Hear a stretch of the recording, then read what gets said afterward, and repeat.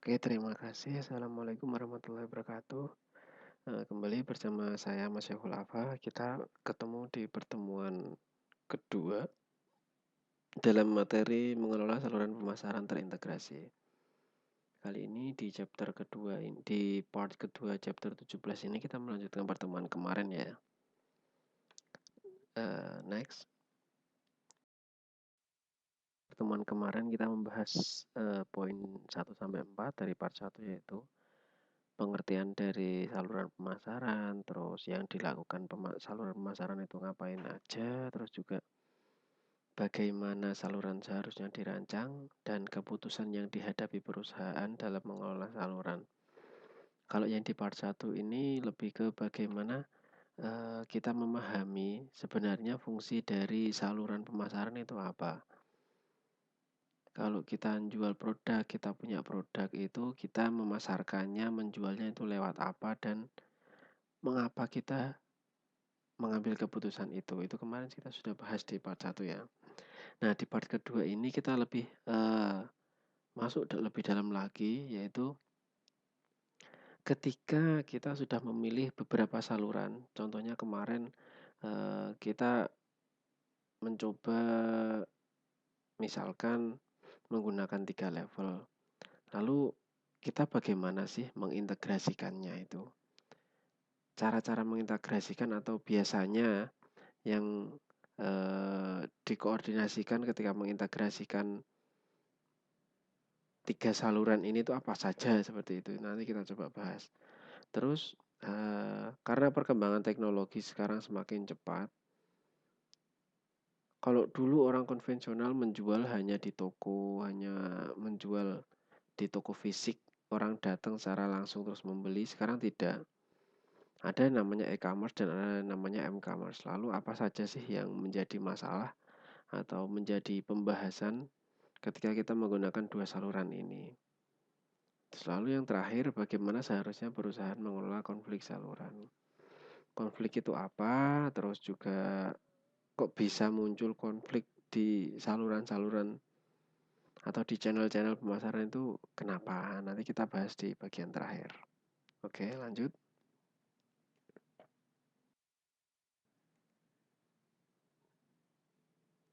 Untuk yang pertama yaitu integrasi dan sistem saluran. Di sini untuk integrasi dan sistem ada dua bagian besar, yaitu vertikal dan horizontal. Jadi vertikal itu sistem pemasaran vertikal yang terintegrasi itu hampir mirip dengan cara pemasaran konvensional. Kalau mungkin konvensional zaman dulu itu kan dari produsen ke grosir ke pengecer. Tetapi kalau konvensional itu mereka lebih, jadi dari produsen juga terpisah dengan grosirnya. Antara produsen, grosir, dan retail ini mereka mencari keuntungan sendiri untuk memaksimalkan keuntungan sendiri. Mereka tidak saling terhubung, dan kadang-kadang mereka ini, ya cara yang digunakan oleh salah satu saluran ini, misalkan dari produsen ke grosir atau grosir ke retail itu, cara-caranya ini justru malah mengurangi keuntungan dari masing-masing saluran ini. Contohnya kayak gimana? Misalkan produsen menetapkan harga yang cukup tinggi daripada harga produksinya gitu misalkan. Jadi marginnya cukup tinggi nih, akhirnya si grosir juga susah untuk mendapatkan keuntungan karena tidak ada komunikasi di sini, tidak ada apa namanya kontrak atau tidak ada kesepakatan antara produsen, grosir, dan retail atau pengecernya. Kalau hubungan konvensional zaman dulu itu ya tidak peduli, retail tidak peduli dengan grosirnya atau apapun. Ya, intinya mereka mencari keuntungan sendiri. Itu kalau zaman dulu konvensional. Nah, ketika sudah terintegrasi, ini tidak terjadi lagi. Jadi, produsen, grosir, dan pengecer ini bertindak sebagai satu kesatuan dan terpadu. Kalau sistem pemasaran vertikal ini, intinya ketiga ini mereka jadi satu bagian ketika ingin menjual atau memasarkan satu barang. Jadi mereka ini tidak bergerak sendiri-sendiri, tetapi mereka bersatu untuk menaikkan nilai jual dari barang ini sendiri. Paham ya? Jadi bedanya kalau zaman dulu itu konvensional itu ya dari produsen ke retail itu mereka mencari keuntungannya sendiri-sendiri, tapi kalau yang terintegrasi ini itu ketiganya ini itu bergabung atau bersatu untuk memasarkan barangnya itu agar mendapatkan keuntungan tertinggi dari ketiganya ini. Ini yang model vertikal. Kalau yang horizontal, kalau yang vertikal ini semua masih terhubung ya, tapi kalau horizontal ini berbeda. Horizontal ini dua atau lebih perusahaan yang tidak terkait menggabungkan sumber daya atau programnya untuk mengeksploitasi kesempatan dalam perkembangan pemasaran. Yang paling kanan itu ya, warna hijau. Jadi kalau horizontal ini gampangannya atau lebih mudahnya kita memahami itu ada 3 perusahaan yang berbeda-beda. Mereka tidak saling terhubung, tapi mereka bersatu untuk mendapatkan eh, apa namanya kesempatan yang lebih tinggi. Ada kesempatan nih, misalkan contohnya bundling kayak dulu itu kita pernah sering dengar di harga itu harga bundling. Ini contohnya bundling. Bundling itu bisa misalkan kalau contohnya HP sama seluler atau sama HP sama apa misalkan aplikasi misalkan. Eh, Perangkat keras, aplikasi dan juga penyedia sinyal. Nah, ini kan mereka tidak saling mensuplai. Kayak perangkat keras misalkan HP. Distributor dari HP itu kan perangkatnya misalkan chip, layar dan yang lain-lain. Tidak ada hubungannya dengan software atau aplikasi tertentu. Nah, ketika mereka bergabung, misalkan HP Samsung, Samsung bergabung dengan Bayu.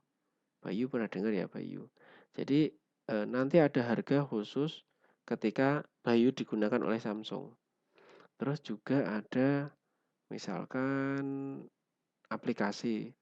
Aplikasi-aplikasi khusus untuk tonton video atau untuk aplikasi-aplikasi khusus yang dia itu ketika digunakan menggunakan Samsung dan Bayu dia akan mendapatkan perlakuan khusus. Nah, di sini ketika ketiganya bergabung di sini itu akan eh, model pemasarannya itu akan jauh lebih menguntungkan. Jadi kalau membeli Samsung itu akan lebih untung ketika pakai Bayu. Ketika pakai Bayu akan lebih untung pakai Samsung. Nanti kalau pakai keduanya aplikasi misalkan pengen nonton video, oh video.com ini lebih menguntungkan karena fitur-fiturnya didukung oleh apa namanya?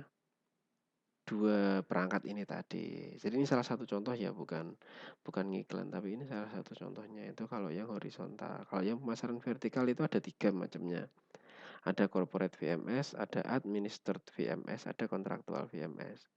Kalau corporate VMS ini menggabungkan tahapan secara berturut-turut di bawah satu pemilik. Dari distributor ke atau dari distributor, dari produsennya, dari grosirnya, dari pengecernya ini masih di bawah satu orang yang memiliki kayak gitu.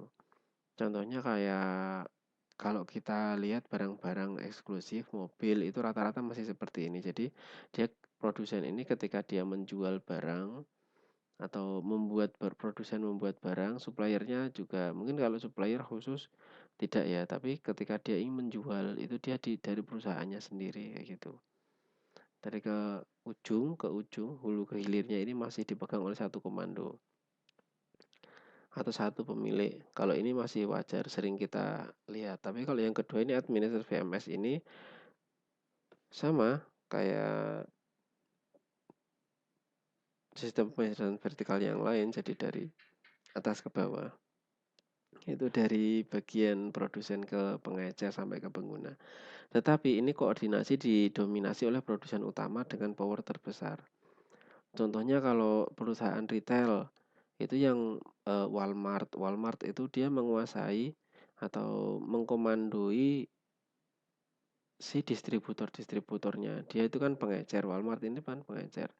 Atau Alfamart, Indomaret ini juga dia menguasai komando. Jadi si punya barang, si distributor ini juga manut kepada kebijakan Alfamart atau Indomaret dan produsen barangnya juga manut mengenai masalah harga, mengenai masalah layout, pemasaran dan yang lain-lain. Khususnya bagian pemasaran.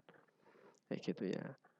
Ada yang contohnya Misalkan mobil. Mobil ini juga rata-rata didominasi oleh si pembuatnya. Jadi pembuatnya atau produsennya ini dia menguasai bagaimana mobil ini bisa dipasarkan sampai ke pengguna. Kalau misalkan contohnya supplier dari komponen utamanya seperti Intel. Nah, Intel ini juga dia kayak mendominasi bagaimana nanti produknya itu bisa terjual sampai ke pemakainya. Jadi produsen-produsen laptop atau peripheral yang lain itu dia mematuhi nih, dia punya kayak si Intel ini dia punya power penuh ini untuk mengatur ke bawah-bawahnya ini. Contoh yang lain, kalau distributor itu ada WW Krieger. Nah, itu kalau di luar negeri itu kayak gitu. Jadi di sini ini seorang manajer atau senior manajernya dari si yang punya wewenang besar atau power terbesar dari jaringannya ini dia bisa mengatur atau mengkoordinir gerakan dari supplier sampai ke retailernya, sampai ke pengecernya. Jadi mereka ini bergeraknya nggak satu-satu, tapi mereka berbarengan untuk mendapatkan poin tertinggi atau nilai tertinggi atau keuntungan tertinggi ketika memasarkan satu barang tertentu. Contohnya tadi itu ya. Nah, kalau kontraktual VMS ini perusahaan independen yang bergabung untuk mendapatkan nilai ekonomi lebih tinggi. Kalau yang sering kita lihat, misalkan SRC atau Sampurna Retail Community ini juga kayak Sampurna, dia itu menggandeng perusahaan-perusahaan atau toko-toko di bawahnya. Ini contoh kecilnya ya. Toko-toko di bawahnya agar dia itu menjual produk Sampurna, tapi dia juga bisa menjual produk yang lain. Tapi di situ ketika di label di SRC dia pasti kayak apa namanya? Si tokonya juga punya apa namanya? Mendapatkan nilai lebih karena dia nanti diberi arahan kayak gitu. Jadi secara manajemen dia juga mendapatkan keuntungan. Secara produk dia juga mendapatkan keuntungan dari produknya itu. Nah, si Sampurna juga mendapatkan keuntungan karena produknya itu bisa terjual dengan lebih terstruktur gampangannya seperti itu. Jadi tahu nih, oh ini perusahaan toko-toko ini dia bisa mengontrol secara langsung. Ini bisa dua level. Jadi Sampurna kalau ke SRC itu bisa dua level dari produsen langsung ke retailer atau pengecer langsung ke pengguna. Seperti itu. Ini next.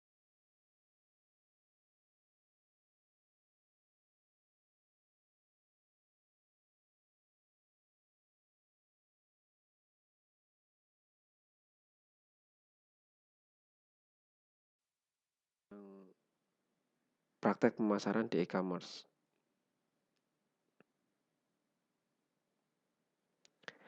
Jadi di praktek pemasaran e-commerce itu ada dua bagian besar yang kita atau masalah besar yang sering kita lihat. Yang pertama itu perusahaan yang pure click company. Jadi dia ini perusahaan-perusahaan yang dia itu mendapatkan keuntungan atau mendapatkan penghasilan murni dari klik orang-orang. Maksudnya klik di sini itu bukan eh, proses klik itu bukan, tapi ketika kita searching, browsing atau apa, terus kita itu mengarahkan ke sana dia, nah itulah dia dapatnya penghasilannya dari situ. Nah, di sini pure click company ini perusahaan dibagi dua ya ini, pure click company dan break and click company. Nah, kalau pure click company ini contohnya ada mesin pencari ya kayak Google dan yang lain-lain. Terus ISP itu Internet Service Provider ini dia penyedia jasa internet. Terus juga situs commerce-nya beda dengan barang yang dijual ya. Jadi situs commerce-nya dia hanya mendapatkan penghasilan itu ya dari orang ketika mengakses situsnya dia. Kayak Shopee itu dia penghasilannya juga dari orang akses ke Shopee itu. Nah, terus juga nanti penghasilan turunan yang lain itu berasal dari ketika banyak orang mengakses situsnya dia. Itu dia baru bisa mendapatkan apa namanya penghasilan tambahan yang lain. Terus situs konten ya kalau kita bikin konten ada buka itu juga mendapatkan penghasilan dari situ. Situs transaksi ini kayak kalau kita punya apa namanya tiket.com misalkan contohnya atau apa nah kayak gitu tuh kan dia situs-situs yang untuk menjembatani transaksi antara pengguna dengan penyedia, seperti itu. Nah, ada dua nih yang kalau di pure click company itu yang kita bahas, success faktornya dan B2B e-commerce. Kalau sukses faktornya ini kita bisa lihat bahwa survei menunjukkan penghambat paling signifikan dari belajar online adalah tidak adanya kesenangan, pengalaman, interaksi sosial, dan konsultasi pribadi dengan perwakilan perusahaan. Setiap e-commerce, elektronik komersial atau jadi toko elektronik ya, ini yang kita akses melalui internet. Baik itu desktop atau apapun itu. Karena kita tidak bisa bertatap muka dengan si penyedia layanan secara langsung, seharusnya si penyedia layanan ini dia menyediakan satu layanan khusus yang bisa dijadikan tanya jawab kepada pelanggannya. Jadi si pelanggan ini merasa dilayani seolah-olah dia bertemu langsung dengan pelanggannya. Kalau misalkan kita ke toko, kita datang ke toko, kita melihat barang, kita bisa meraba, kita bisa melihat, kita bisa nanya-nanya puas dengan pelayannya. Tapi kalau di dunia digital kan kita nggak bisa ketemu tuh. Nah, interaksi sosial, terus konsultasi pribadi dengan perwakilan perusahaan ini penting. Jadi ketika kita ingin menjual barang, ketika kita ingin memasarkan barang melalui e-commerce ini, seharusnya kita mengadaptasi pengalaman-pengalaman yang dilakukan orang ketika membeli di toko secara langsung, tetapi diterjemahkan ke dalam apa namanya konteks elektronik.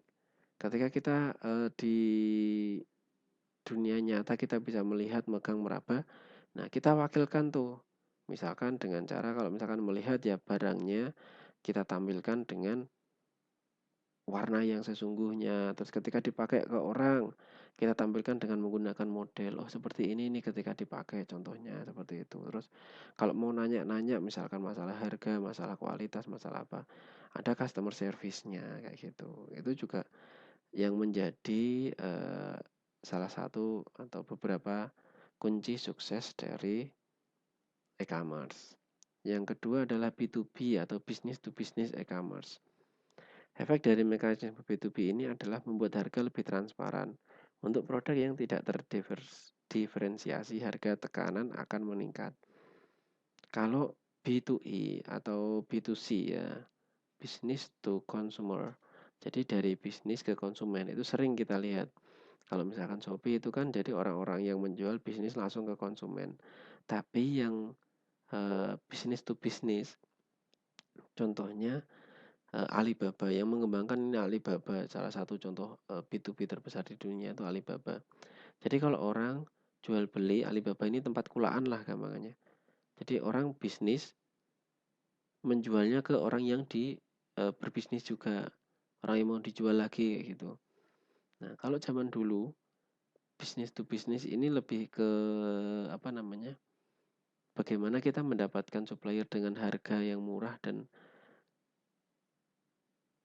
kualitas bagus itu kayak menjadi satu kekuatan tersendiri zaman dulu.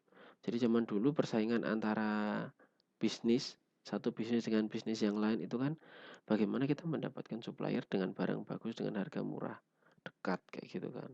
Itu saingannya kayak gitu dulu. Dan itu menjadi kayak bergeraknya di jalur belakang, saling tikung gitu misalkan jalur belakang. Nah, karena perkembangan teknologi, hal ini diambil oleh salah satunya Alibaba. Dia Alibaba.com ya di Cina. Dia itu mengembangkan kalau mau nyari supplier, kalau mau nyari apa namanya produk-produk tertentu yang menjadi bahan baku di Alibaba ini bisa bersaing. Jadi yang ditawarkan itu bukan ke konsumen tapi ke konsumen bisnis, bukan konsumen pemakai secara langsung tapi konsumen bisnis. Di situ perang harganya nggak hanya perang harga langsung ke konsumen tetapi perang harga grosir kayak gitu. Nah, ini juga perusahaan Alibaba ini sudah menjadi pure click company yang sebenarnya berbeda dengan kayak Shopee kayak gitu. Oke. Selanjutnya, Brick and Click Company. Ini mengelola saluran online dan offline menjadi prioritas bagi banyak perusahaan.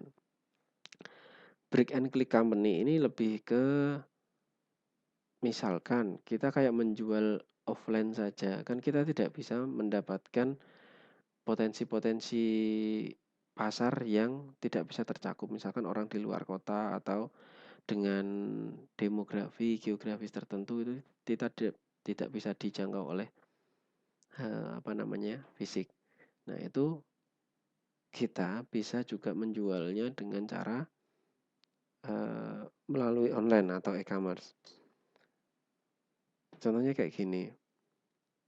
Dulu produk Procter and Gamble atau P&G itu dulu cuma jual di fisik saja. Jadi dia nggak buka toko online, tetapi sekarang dia buka toko online itu karena dia ingin menyasar kayak sasaran-sasaran baru, segmen-segmen baru yang tidak bisa tersasar oleh produk fisik dia secara langsung, di toko dia tersasar secara langsung. Misalkan kayak dulu mungkin toko-toko barang-barang tertentu kita susah akan mendapatkan ketika kita misalkan ya, kalau khususnya konteks di Indonesia, ketika kita di Kalimantan atau ketika kita di Sumatera atau ketika kita di pulau-pulau pulau-pulau luar Jawa gitu ya, kita susah akan mendapatkan misalkan baju batik dari Pekalongan. Kita susah, kita harus datang ke Pekalongan, kita nyari tokonya tuh susah. Nah, sekarang ini kalau orang-orang luar Jawa ingin mendapatkan baju ya cukup kita pakai Shopee atau yang lain-lain. Itu kalau yang sudah lazim ya. Tapi banyak juga contoh yang kayak produk-produknya ini dia itu dulunya hanya tersedia secara fisik, tapi sekarang sudah banyak tersedia secara online. Karena itu menjadikan perluasan perluasan perluasan pasar gitu. Nah, saluran ini, praktek e-commerce ini berbeda dengan fisik. Yang jadi masalah adalah untuk kalau yang secara geografis ini, jarak ini kan pasti juga penting. Nah, itu ongkos kirim atau bagaimana barang ini bisa tersampaikan ke pelanggan yang jauh di pelosok ini juga menjadi permasalahan dengan distributornya atau jasa kurirnya. Nah, ini menjadi persaingan satu industri sendiri jasa kurir ini seperti itu. Kalau yang ini lebih ke e-commerce, bagaimana elektronik. Nah, yang selanjutnya kita ke mobile, m-commerce. Next.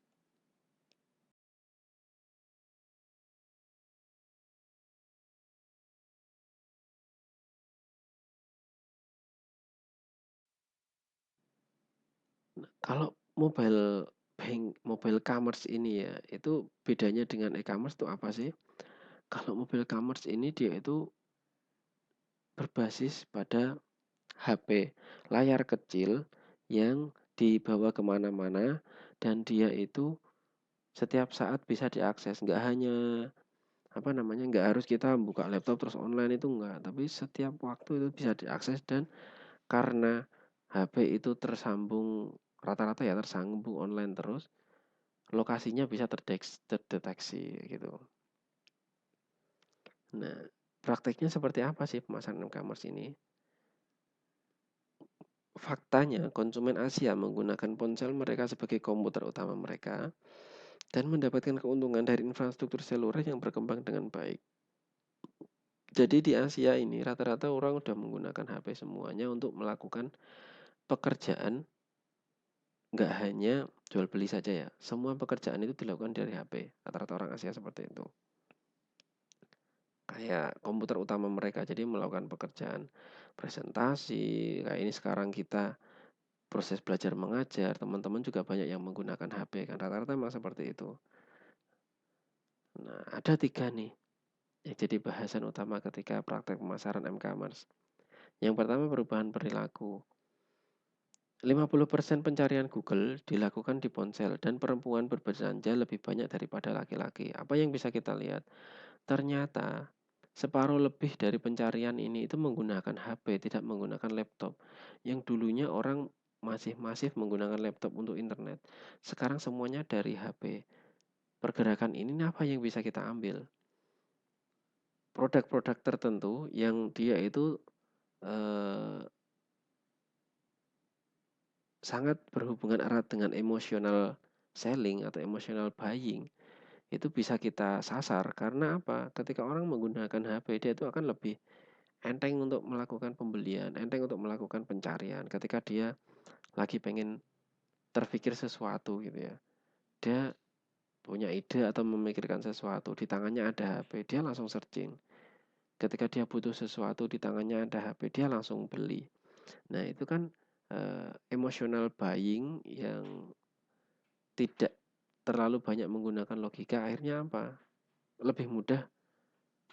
Ini prakteknya juga harus dimanfaatkan oleh produsen-produsen atau penjual-penjual kayak gitu. Perubahan perilaku ini sangat signifikan ya dari beberapa tahun yang lalu. Terus yang kedua, praktek pemasaran, iklan dan promosi. Ini juga bisa digunakan ketika kita bisa dipraktekkan ketika kita menggunakan HP. Iklan dan promosi apa saja sih yang bisa kita dapatkan? Mengumpulkan informasi dan promo khusus. Misalkan contohnya, kalau kita memakai Shopee, ketika kita menggunakan mobile phone, kita menginstal mobile phone itu akan mendapatkan voucher-voucher khusus. Ini juga salah satu praktek pemasaran ketika kita menggunakan e-commerce. Iklan, nah iklan kita misalkan kita buka YouTube, kita buka apa gitu kan iklannya langsung tampil dan itu sesuai dengan percakapan kita. Nah, yang sekarang ini sangat apa namanya? Berkembang dan tidak bisa kita hindari yaitu masalah privasi. Nanti kita coba bahas lagi. Jadi di praktek pemasaran e-commerce ini ada dua yang besar ini untuk iklan dan promosi dan geofencing. Geofencing ini mensyaratkan pemakaian HP dalam proses pembelian. Misalkan kita ke toko. Salah satu contohnya misalkan toko yang kita sering Uniqlo misalkan atau apa itu ya, ada itu. Uniqlo ada nggak ya? Jadi misalkan kita ke toko baju. Kita ke toko baju itu kita membelinya itu harus misalkan kita punya aplikasi khusus. Kita ke toko, kita punya aplikasi khusus, kita beli, kita mendapatkan diskon atau ketika kita menggunakan aplikasi khusus itu dengan mobile phone, kita baru bisa dilayani. Nah, ini namanya geofencing. Geofencing ini fungsinya untuk apa sih? Dia itu bisa melacak ini, men-tracking orang ini lagi di mana, orang ini eh, seringnya ngapain. Itu bisa digunakan untuk keputusan pemasaran selanjutnya. Jadi data-data dari pengguna ini dikumpulkan oleh perusahaan untuk dijadikan keputusan pemasaran selanjutnya. Yang terakhir ya ini mengenai privasi ini. HP selalu terkoneksi lokasi menjadi isu keamanan pribadi yang masih diperdebatkan. Jadi secara privasi sekarang kita tidak punya privasi lagi kalau kita berhubungan dengan internet, berhubungan dengan perusahaan. Kita ngobrol apapun di WA, kita ngobrol apapun di telepon itu bisa jadi kita terekam. Kita mau pergi kemana itu lokasi kita terekam. Kebiasaan-kebiasaan kita terekam. Nah ini bisa menjadi data-data yang nantinya digunakan oleh perusahaan untuk melakukan keputusan. Jadi mengambil keputusan pemasaran tertentu dengan melihat rekor orang-orang atau kebiasaan orang-orang di daerah tertentu. Misalkan di Jakarta. Jakarta itu pada jam tertentu orang lebih banyak membuka HP. Misalkan jam 12 sampai jam 1 itu orang tinggi-tingginya membuka HP. Nah, di situ eh, perusahaan periklanan dia itu akan menerapkan apa namanya harga tertinggi untuk iklan. Jadi dia menggelontorkan iklan sebanyak-banyaknya di jam itu ke beberapa bagi atau ke situs-situs misalkan YouTube atau apapun gitu jam-jam itu dia akan gencar mengarahkan ke sana dan harganya lebih mahal atau mungkin kebiasaan-kebiasaan yang lain. Nah, ini privacy ini sudah isu yang tidak bisa kita lepaskan karena ada plus minusnya juga. Secara negatif mungkin kalau orang yang tidak suka privasinya terganggu atau dia pekerjaan-pekerjaannya rahasia itu bisa sangat mengganggu. Tapi ketika kita apa namanya tidak terlalu terganggu lalu kita butuh apa gitu, di sana sudah tersedia di internet dan kita disarankan, ini akan menjadi sesuatu yang sangat enak bagi kita. Catchy atau cookie-cookie apapun itu menjadi membantu kita gitu loh. Nah, itu privacy. Ini praktek pemasaran di m-commerce. Itu sudah tidak bisa kita lepaskan sekarang. M-commerce dan e-commerce. Lalu selanjutnya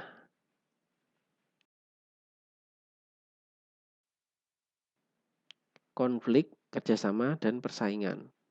Jadi kalau tadi itu dari awal kita sudah bahas apa itu saluran pemasaran. Terus saluran pemasaran itu kita ketika kita punya produk, ketika kita punya apa namanya pekerjaan itu keputusannya itu seperti apa yang kita ambil. Terus bagaimana kita menyikapi perubahan teknologi e-commerce dan e-commerce. Lalu di sini apakah ada konflik atau persaingan? Nah, pasti sudah pasti ada. Tidak hanya dengan misalkan perusahaan A dengan misalkan perusahaan contohnya sama-sama pembuat mobil atau sama-sama pembuat baju, enggak, tapi kita persaingannya tidak hanya ke sesama penjual, misalkan retail dengan retail atau supplier dengan supplier, enggak, tapi retail itu bersaing dengan retail yang lain untuk mendapatkan supplier. Supplier ini juga bersaing dengan grosir atau retailnya untuk agar apa namanya bisa terkoneksi dengan baik, mendapat kerjasama dengan baik. Lalu apa saja yang bisa kita pahami dari ini? Yang pertama itu jenis konflik dan persaingan. Ada konflik saluran horizontal, vertikal, dan multi saluran. Apa itu konflik saluran horizontal? Contohnya apa sih konflik saluran horizontal itu? Konflik saluran horizontal itu misalkan sesama perusahaan yang dia ini apa namanya mempunyai satu supplier yang sama. Di sana dia eh, tidak adanya persamaan persepsi gitu ya. Jadi dia mungkin merasa, oh kalau di tempat saya itu seperti ini kok di tempat yang lain tidak kayak gitu kan. Itu kan nanti pasti ada hubungannya itu. Oh kamu kok eh, dari supplier yang sama kamu harganya kok lebih murah menjualnya, kamu persaingan dengan saya kayak gitu kan. Itu bisa jadi kan itu konflik horizontal. Nah di sini harus kita sikapi konflik horizontal dengan persaingan ini kan nggak mungkin kita lepaskan kayak gitu kan ya. Jadi bagaimana perusahaan menyikapi ini dengan cara dikomunikasikan agar tetap bisa berjalan bisnis keduanya kayak gitu. Ini ada hubungannya dengan vertikal. Kenapa ya? Karena setiap konflik horizontal ini pasti berasal dari konflik vertikal yang berbeda. Apa saja sih konflik-konfliknya itu? Penyebab konfliknya itu yang kedua ini ya, penyebab konfliknya itu ada ketidakcocokan tujuan atau peran dan hak tidak jelas, misperception atau mispersepsi, ketergantungan perantara dengan pabrikan. Nah, ini penyebab konfliknya seperti ini. Konflik tadi coba kita kembali ke poin pertama lagi ya. Kalau multi saluran ini yang antara vertikal dan horizontal ini campur ini. Jadi dia tuh ada misalkan salah satunya ketidakcocokan tujuan antara saya ini retail dan si siapa namanya supplier atau distributor. Jadi distributor dengan retailnya ini tujuannya itu tidak pas atau persepsinya tidak sama. Ini juga bisa menjadikan konflik ataupun persaingan.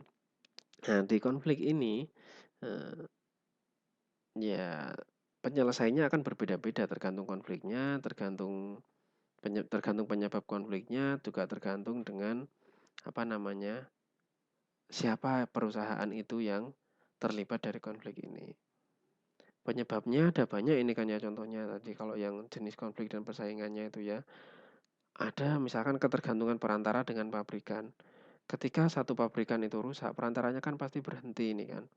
Nah, ini kan juga nanti ke bawah-bawahnya itu kan juga akan pasti bermasalah atau misalkan mispersepsi yang harusnya ini harganya naik atau apa gitu, informasi-informasi yang kurang tersampaikan dengan baik ini juga bisa menimbulkan permasalahan yang mana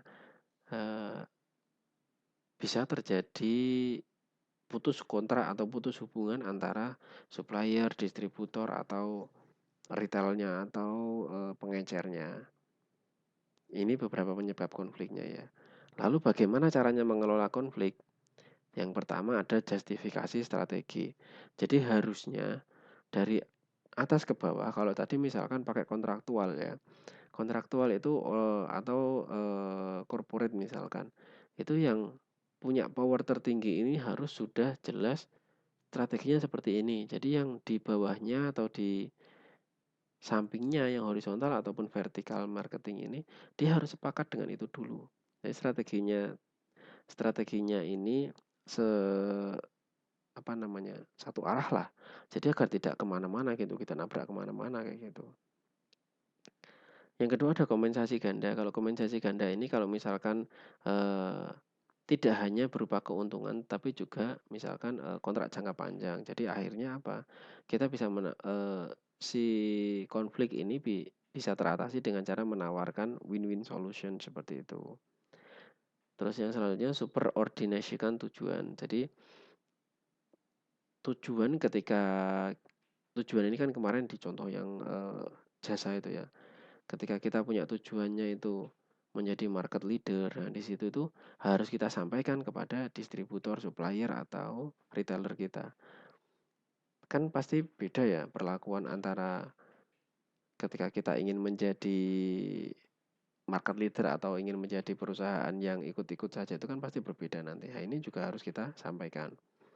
Pertukaran karyawan, nah dari supplier ke retailer. Di sini biar agar adanya kesepemahaman tujuan. Jadi kalau karyawan dari pihak produsen ke misalkan produsen mobil Ford, terus dealernya Astra misalkan Fordnya, tapi ini contoh saja ya, atau Toyota dengan Astra lah.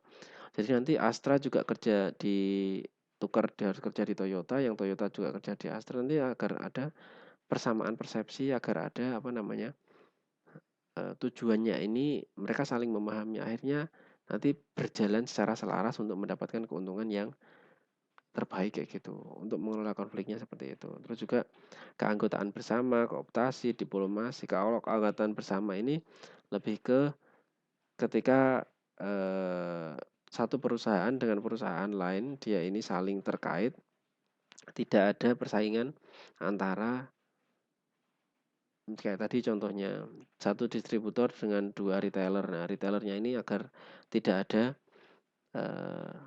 persaingan karena mereka sama-sama SRE. Misalkan toko SRC satu dengan toko SRC yang lain itu mereka tidak bersaing, tapi mereka menjadi satu kesatuan kayak gitu. Keanggotaan bersama kayak gitu ya. Terus kooptasi diplomasi. Yang diplomasi ini lebih kepada kalau kita misalkan ada masalah, nah ini diselesaikan dengan cara baik-baik atau dirembuk lah, bahasa Indonesianya apa ya, dirembuk itu ya diplomasi dengan cara mengirimkan seorang perwakilan ketika ada masalah dikomunikasikan dengan suppliernya atau dengan retailernya seperti itu. Setelah diplomasi mediasi, setelah dimediasi masalahnya seperti apa, ditemukan titik temunya. Ketika tidak sampai tidak ketemu gitu bisa mengelola konfliknya itu dengan cara arbitrase jalan hukum. Ini kalau yang untuk perdata perdagangan ya lewat arbitrase. Jadi nanti ketemu nih harusnya ini perusahaan yang diambil keputusannya seperti apa, seperti itu. Poin yang keempat yang harus kita cermati yaitu dilusi dan kanibalisasi. Dilusi ini pemasar harus berhati-hati untuk tidak mencairkan mereknya melalui jalur yang tidak tepat. Setelah konflik ketemu, ini seorang pemasar juga harus tepat memasarkan barangnya. Ketika barang-barang eksklusif, seperti yang saya ceritakan kemarin sudah pernah kita bahas, barang-barang eksklusif juga harus dijual di tempat yang eksklusif. Jangan sampai ketika barang eksklusif itu dijual di tempat yang untuk barang-barang pasaran atau consumer goods. Contohnya baju kelas premium batik yang harganya jutaan dijual di toko yang pasar biasa juga salah, itu akan menurunkan nilai dari produk itu dan juga kalau nggak laku itu pasti tapi mungkin bisa jadi laku ya, tetapi itu kan nanti efek citranya ke belakang akan menjadi jelek. Oh ini berarti barangnya ini barang pasaran ini seperti itu. Nah ini termasuk dilusi dan kanibalisasi ini kayak jualnya ngawur, di mana saja dijualnya, kanibal itu. Nah, itu juga bisa menjadi masalah. Selanjutnya isu legal dan etika. Hukum hanya berusaha mencegah taktik eksklusif yang mungkin mencegah pesaing menggunakan saluran. Lebih ke monopoli ya. Jadi kalau hukum itu kalau kita di Indonesia ini melarang monopoli. Di sini agar tidak dikuasai oleh satu perusahaan tertentu. Satu saluran ini, misalkan saluran kayak PLN ini, kalau PLN kan dikuasai oleh negara ini ya. Jadi misalkan ada beberapa pesaing PLN ini tidak dikuasai oleh PLN sendiri seperti itu isu legalnya. Dan etika. Jadi kalau misalkan satu perusahaan menguasai satu saluran, jadi mau nggak mau kan orang harus beli di sana tuh. Nah ini juga menjadi bahasannya. Kenapa ini penting? Karena dunia persaingan bisnis itu kan tidak hanya mencari keuntungan keuntungan sementara itu kan tidak, tapi ini kan jangka panjang prosesnya. Kecuali kalau emang tujuannya itu ya udah pengen untung satu dua kali saja, habis itu nggak peduli mau bangkrut atau enggak peduli, itu terserah. Tapi kan nggak mungkin kan, rata-rata orang itu kan ya pasti ingin perusahaannya lama, untung, dan juga bermanfaat bagi orang lain kan, harusnya seperti itu kan ya.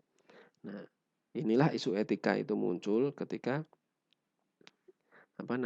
perusahaan itu ingin berada pada posisi yang baik lebih lama seperti itu.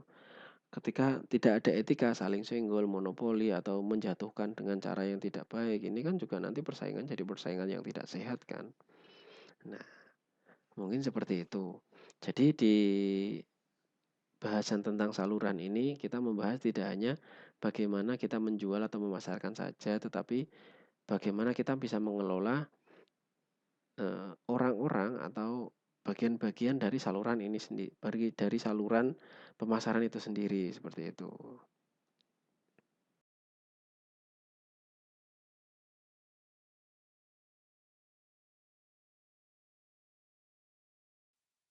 Oke, terima kasih. Mungkin ini di part kedua kita sudah selesai. Kita akan bertemu di bagian terakhir minggu depan, yaitu mengenai retail. Semoga bermanfaat. Tetap jaga kesehatan dan semoga sehat selalu. Terima kasih dari saya. Assalamualaikum warahmatullahi wabarakatuh.